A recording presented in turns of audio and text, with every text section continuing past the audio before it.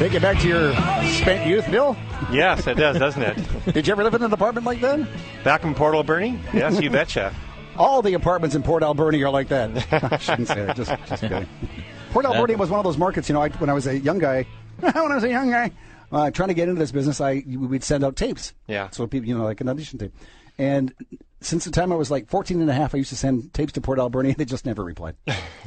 Who named you now?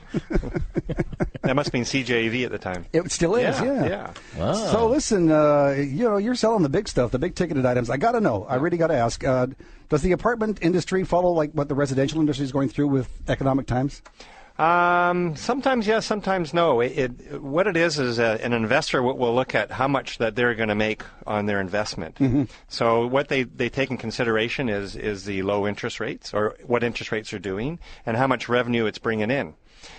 So it's a different type of investor. I mean, the people in the housing market, what they do is look for their home. That's where they want to live, and if they got a baby, they need that extra room, and that's what they're going to need. But for the apartment market, they look at how much return that they are going to make on their investment. So even though that the housing market could be going down, the apartment market could be going up. Mm-hmm. So it's and the other interesting thing about the apartment building market is supply and demand. And there's very little supply available in the Lower Mainland, so it normally keeps prices fairly stable. Excellent. Now, when you say return on their investment, is that called the cap rate? That's correct. That's correct. And can you tell people what the cap rate is? Kind of an explanation of that. That's right, because when investors, they look at okay, if they put their money in the bank, they're going to get 2%, right? And if they buy an apartment building today, you're going to probably get 4 to 5%, or maybe even higher, depending where. And so the cap rate, what that is you take your gross income, you minus your expenses, what equals your net income, what you profit, and you divide that by the price you're paying for the property, and that will give you your rate of return. Okay. And it's a very good question, Brian, because some people are asking, well, I've got 4 rental houses, and why should I buy, or maybe I should buy an apartment building?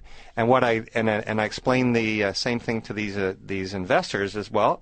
You take the income you're making, you minus your insurance, your property taxes, your repairs and maintenance, all your water and sewer, and whatever your net income is, divide it by that price and see what your return is.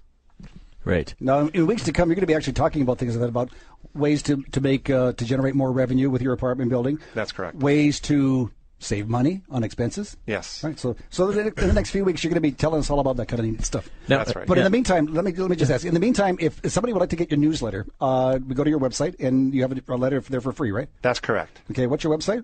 It's Bill Goold. Pressure's on. Realty.com. Okay. And Goold is spelled Goold. You got it. Not like Bill Good. I called him Bill Good about 3 or 4 times now. Thank God he was away skiing and didn't hear me say that. Otherwise, this would have been all over. Yeah. But no, it's Goold, Goold. Now, one thing I was going to ask, with the trend, with what prices going down and so on and so forth, and rates going down, has the cap rate increased on the apartment buildings? Because the rents, I don't see the rents have dropped anywhere.